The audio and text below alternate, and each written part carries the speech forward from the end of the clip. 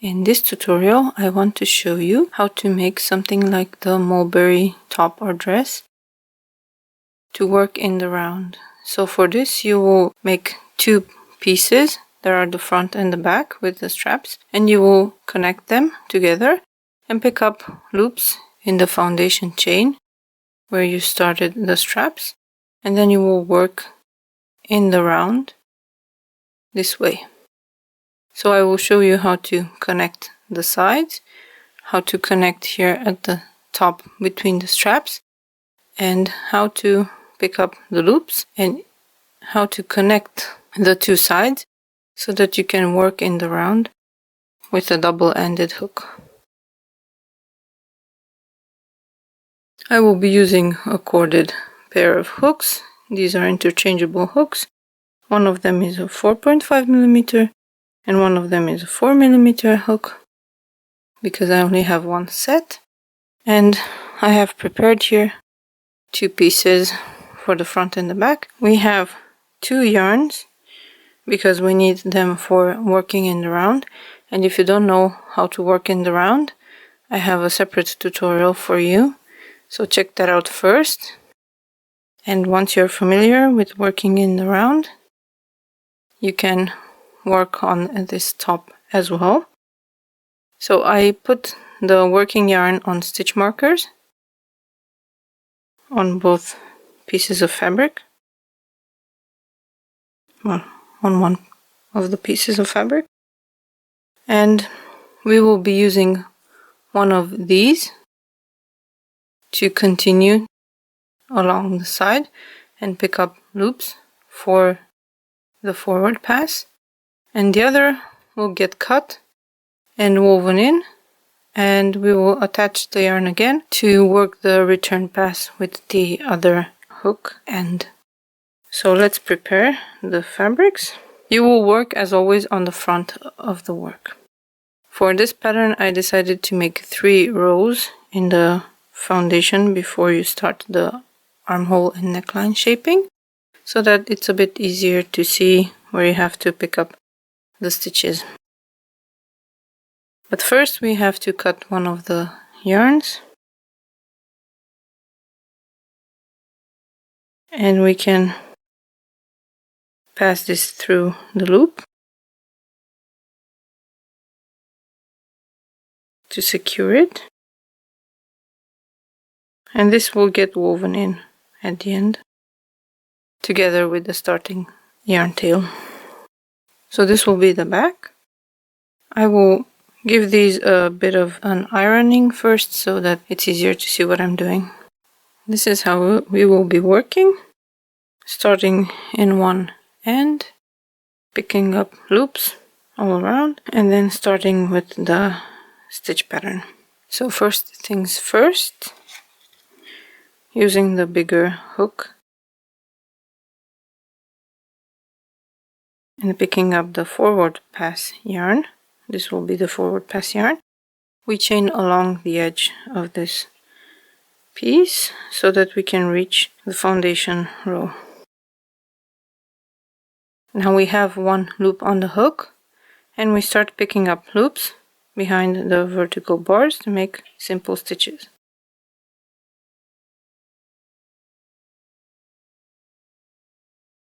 This will create a small seam on the back, and I will show you how to use the tail that you have left here to secure this to the bottom so that the seam here is a lot more smooth than just leaving it hanging.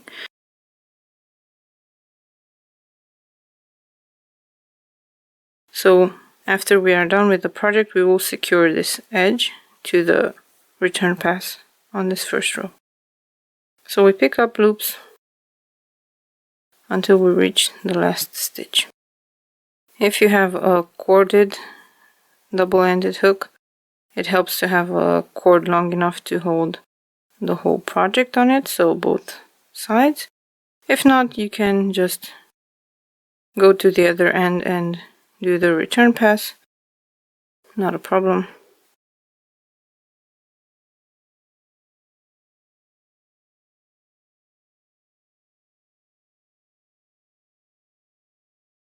When you reach the end of the first side, you insert the hook behind the 2 vertical bars to pick up the last stitch, and then pick up the second piece of fabric.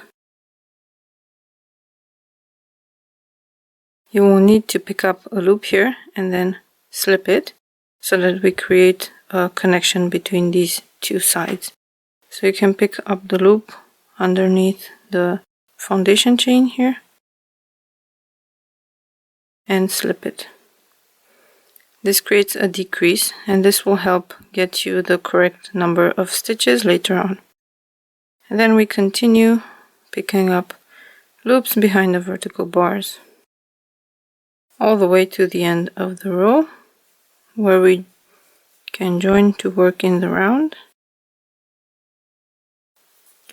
When you reach the end of the row, you pick up a loop behind the 2 vertical bars at the end, and then you pick up the other end of the project, making sure that it is not twisted.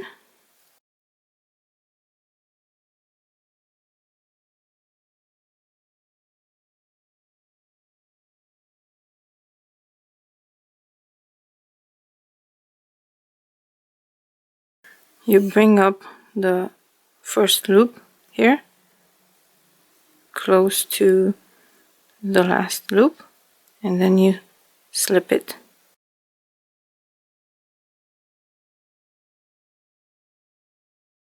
Now this is the new first loop of the row.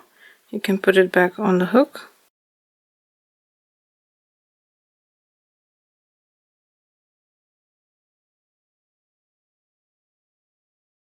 To begin the return pass stitch. You only need to do this once because you need to decrease so that you can have the correct number of loops to make the lace pattern. So now I decreased 2 from the total. I had 190 loops before, and now I have 188. On the next row, I will increase 4, but other sizes have to increase some more, so they have more rows with increases. And why am I not just increasing 2 on the next round? That's because I want the increases to be symmetrical on the front and the back and on each side. So if I only had to increase 2, I would have maybe had to increase in the side seam, which I don't want to do. This way you have a good connection between the 2 sides at each end, and you also can easily increase based on what I tell you to do in the pattern. So it's easy to keep track of things. You want to put a stitch marker in the first stitch on each side so that it's easy to know when to increase on the next row. I use the gold stitch marker for the first stitch of the front and the dark metallic stitch marker for the first stitch on the back.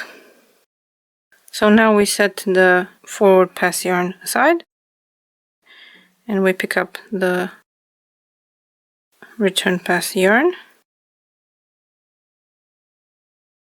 and we can also get rid of this hook so that it doesn't interfere. And we have to turn the work with the back towards us to be able to make the return pass. So we pick up the return pass yarn and just start by doing a yarn over pull through 1. This is just the first one and the last one where you will do this, and then yarn over pull through 2.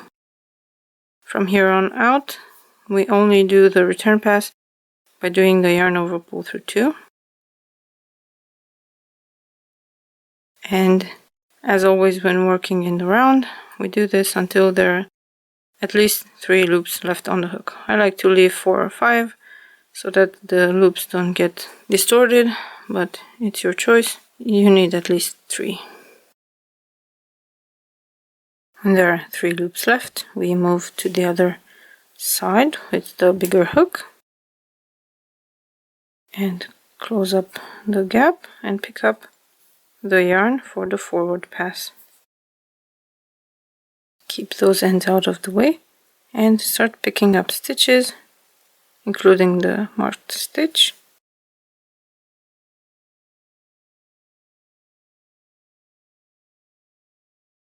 And now would be a good time to actually do the seaming on the sides so that you are always sure that the work is not twisted. I will make one more round in simple stitches, and then I will make the increase round.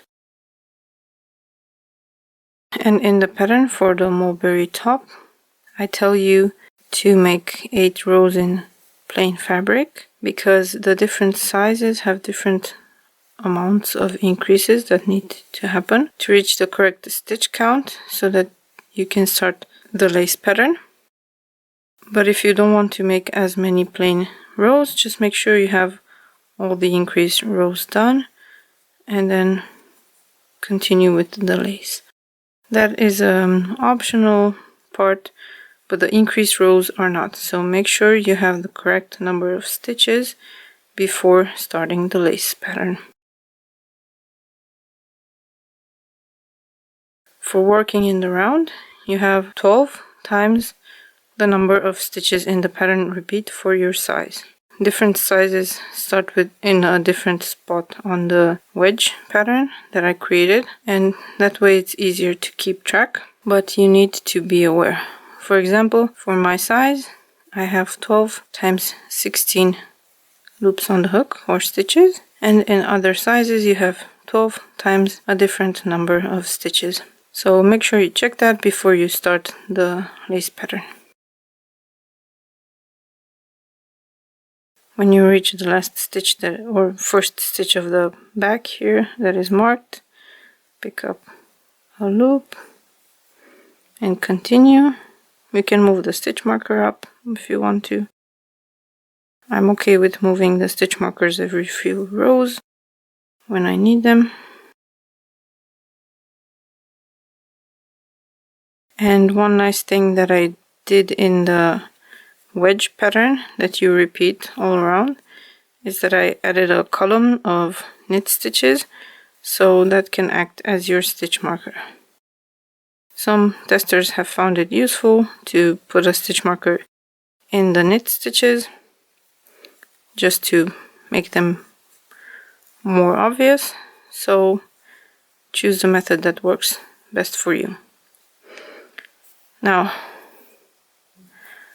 I will finish this row and I will show you how to increase in pattern on the front side, and then you repeat that on the back side. But first I need to finish picking up these loops and I need to do the return pass. Now I finished the return pass, leaving a few loops on the hook, and I will start the increases for the increase row that I have to make in this size. And for my size I have to make 1 increase row or 4 stitches. In the pattern I set 1 simple stitch, and then you have the increase. The increases are symmetrical, so what you do here at the beginning of the row or half the round, you will do mirrored at the end of the row, or in this case before the middle stitch marker. We make 1 Tunisian knit stitch and 1 simple stitch. This is an increase that will not show up on the front of the fabric, and then make simple stitches until there are 2 stitches left from this side. So until you have 2 stitches before the stitch marker. When you have 2 stitches left before the marked stitch, which is the first stitch on the second side, you make an increase with 1 simple stitch and 1 knit stitch in the same stitch. To make this knit stitch, look at the stitch you're working into and insert the hook under the front vertical bar and under the return pass chain and draw up a loop. Now you have the increase made, and then 1 simple stitch, and we repeat this whole process on the back side. 1 simple stitch,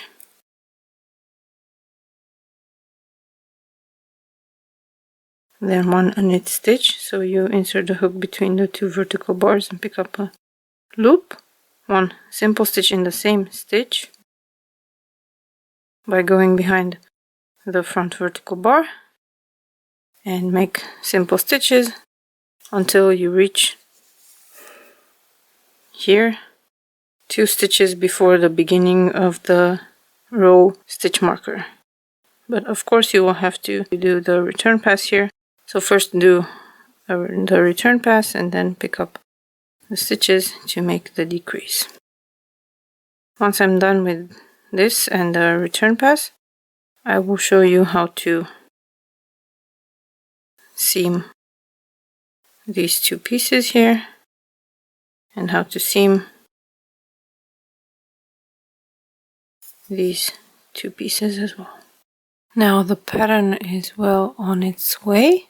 The increases are done, and I will make one more row before I start the lace, but it would be nice to close these gaps and to sew these together to test the fit of the top part before we continue with the rest. You can leave this to the end, but I think it's much better to have it done and then continue with the skirt, and when you're done with the skirt, the whole project is finished. So first let's start with these 2 ends here. I put the live loops on a stitch marker. So these are the working threads. And these are the 2 ends. And I will put the one closer to the working yarn on a tapestry needle.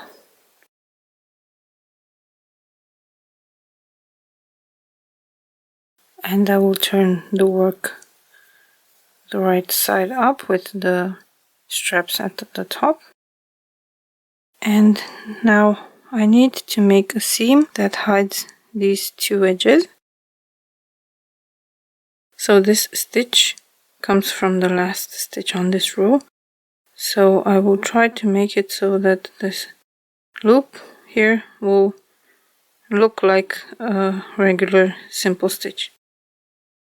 So first of all, I will move to the other side of the row, and I need to align these. So we have 3 rows here and 3 rows here. I will do what looks like a mattress stitch by going with the needle through the return pass chain on one side.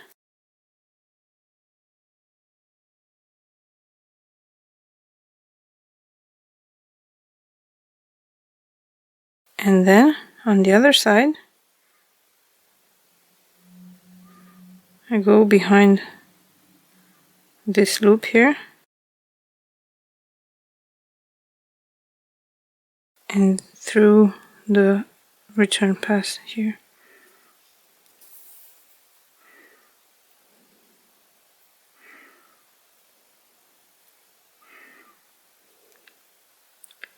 Again through the return pass on the other side.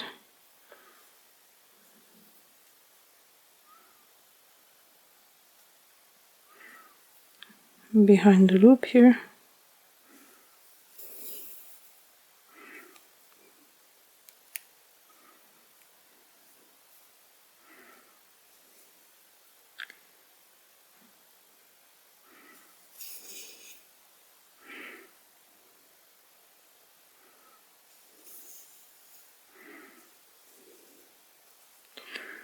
It's not perfect, but it looks decent.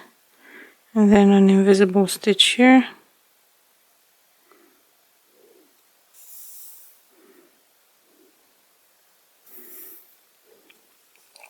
And weaving in the end.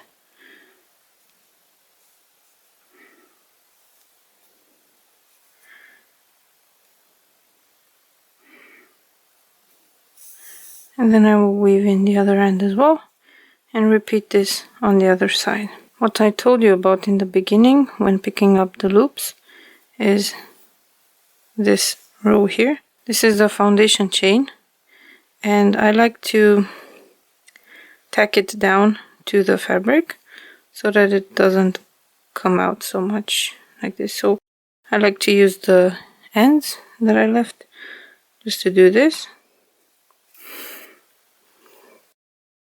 and going through the top loop here, and one loop from the return pass on the fabric, and then skip one stitch and top loop and return pass, and just do this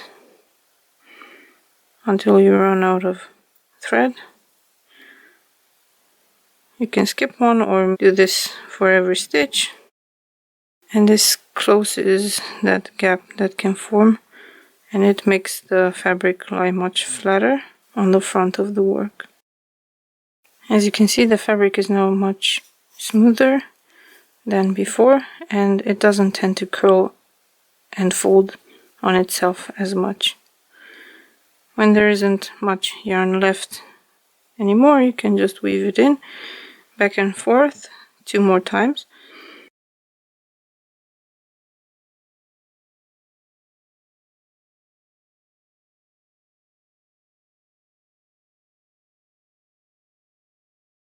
And then cut off the excess.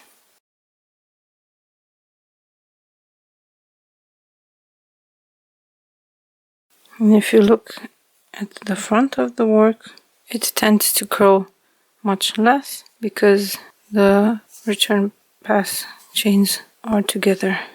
Now I will weave in the last end here, and I will repeat this process on the other side, and then I will show you how to attach the straps and how to make the neckline and armhole edging. I finished seaming up the sides and weaving in those ends, and now I want to add some yarn to finish the neckline and the armholes and to close up the straps. What you can do so that you don't end up with extra yarn ends is attach the yarn on one side, for example here at the top, and then use the tail to make the seam, and then continue working with the regular crochet hook all around to make the armhole edging. I disconnected the 2 straps, and I will attach yarn to the last stitch here on this last row, and I will leave a tail that's pretty long so that I can seam this part here and then still have enough to weave in the end. So 1 slip stitch on the hook,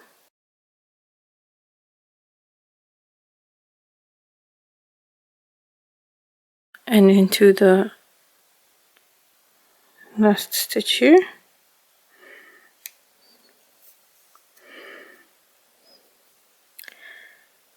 and in these patterns I recommend that you slip stitch all around once using a smaller regular crochet hook,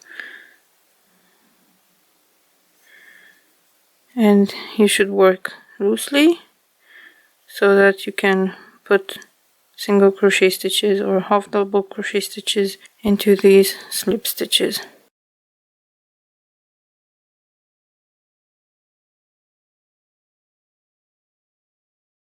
I made a few stitches here, and I will set this aside, and I will pick up the second strap and connect these 2 pieces here.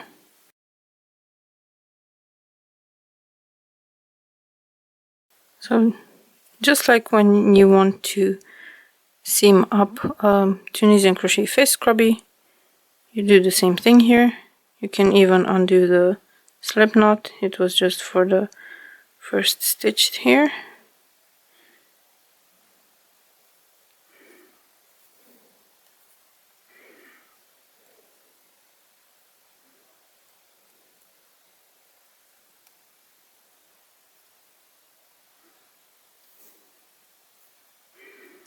So first we create an invisible seam here.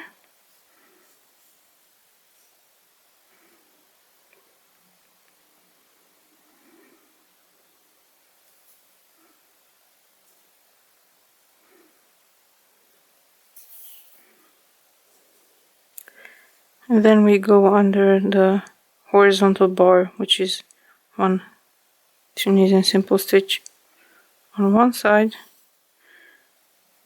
and under the same thing on the other side. And then again, if you want to, you can go through the return pass chain, come right on top of that Tunisian simple stitch, and on the other side just go under the Tunisian simple stitch, and repeat this until you have finished seaming up all the stitches.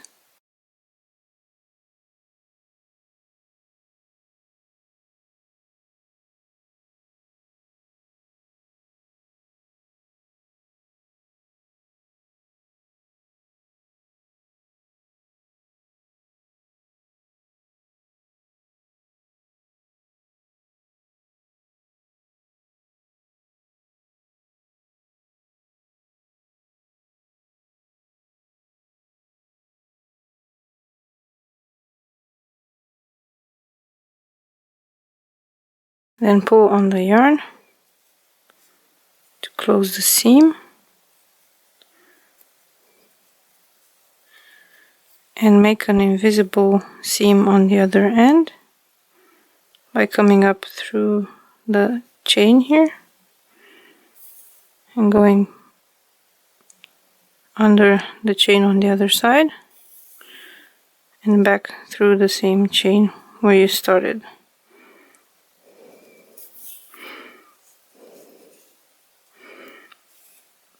This is the seam.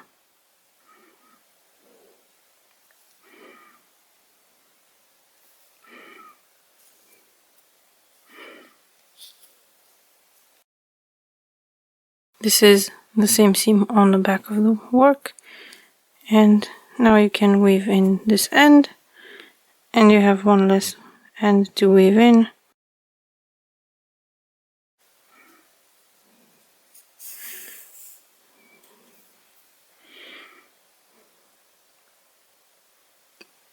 When you are finished with the armhole edging. Now we can go back to the slip stitches and continue making slip stitches all around. I have a separate video in which I show you exactly how to make slip stitches in the short rows here on the armhole and around the neckline. And once you're done, make an invisible seam again and repeat the process for the second strap. And this way you will have the neckline finished and the armholes finished, and then you'll be able to just work relaxed in the round to make the bottom part, and you can make it as long as you want to, and that's it. I hope you learned something from this video. I hope you enjoyed it. So I thank you so much for watching, and I will see you soon in another video. Bye!